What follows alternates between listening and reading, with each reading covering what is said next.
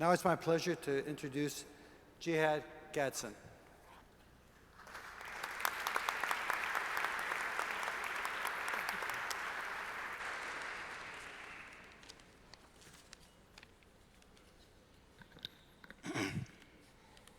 Hello and good evening, everyone. My name is Jihad Gadsden.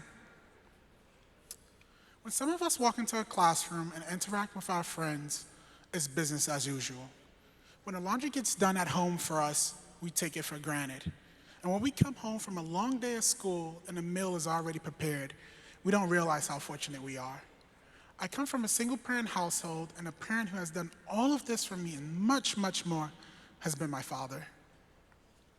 Most of my classmates at BMCC have told me how they've learned about the college.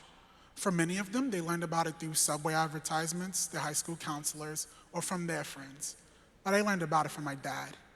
He too was a student at the Borough of Manhattan Community College, and I'm following in his footsteps. Thank you. But my experience at BMCC is a little bit different from my dad's. This BMCC is not my father's BMCC. When we leave our classrooms, learning and personal development is never ending. We're in clubs, we're participating in retreats, we're doing volunteer work, and we're doing research. My father simply never had these opportunities. Also, my dear old dad doesn't clearly recall his professors, but I'll never forget mine, especially the ones with whom I've made a close personal connection with. One in particular that I would like to single out is Dr. Jane Johnston Tzapsidis, who have served as both my professor and my mentor.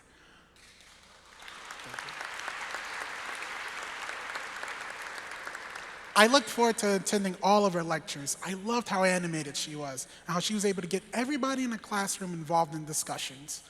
And if you had a question, you can talk to her after class. And if you needed any other help, you can text her. And ding, she'll text you right back.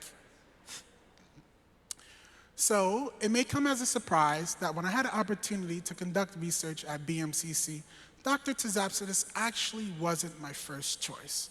However, during the interview to get on our research team, I told her I was interested in cancer research, and it was by sheer coincidence that she was already utilizing cancer cells in her own research.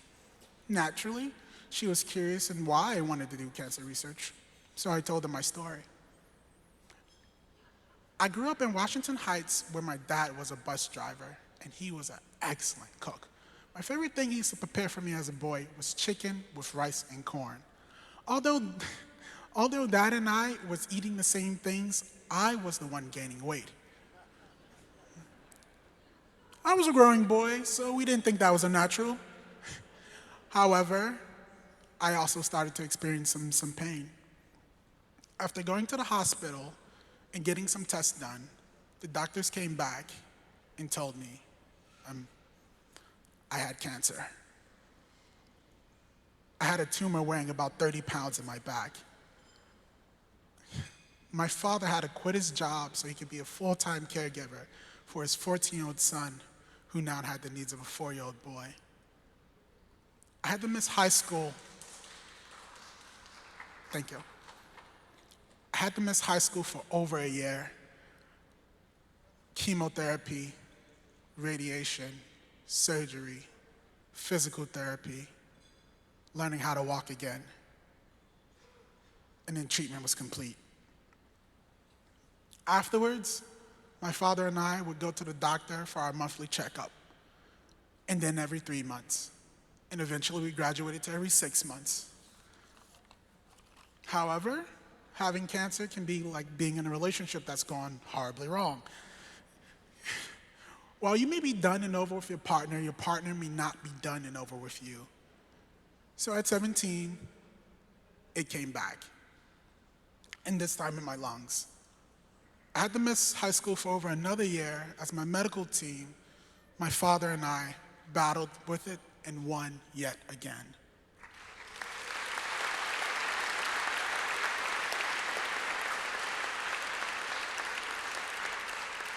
This time, however, my hair grew back with a little bit of gray. But that's all right. I'll take it. After all, it was absolutely a struggle.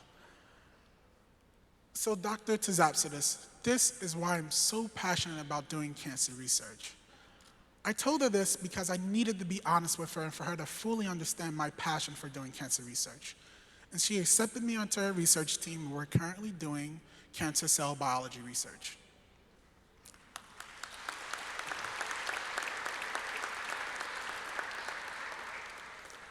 I never shared this story with any of my peers, but I'm sharing with you here tonight to thank you for the role that you're playing in my life.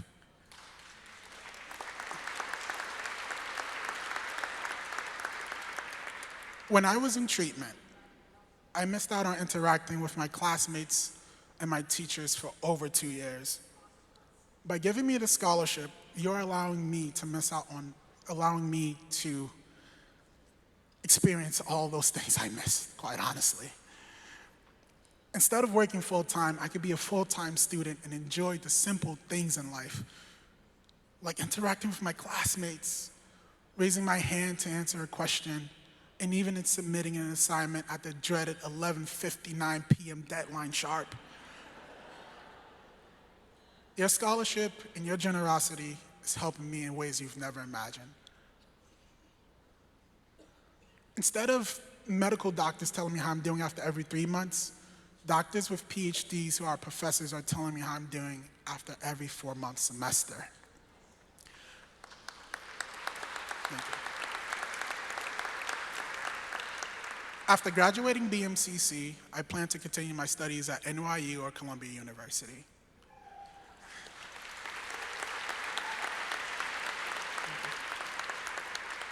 So President Perez, donors, staff, faculty, my fellow students, thank you for giving me an opportunity to enjoy learning in an environment that lets me do many of the things that I missed out on and a lot of things that I never dreamed I'd be doing.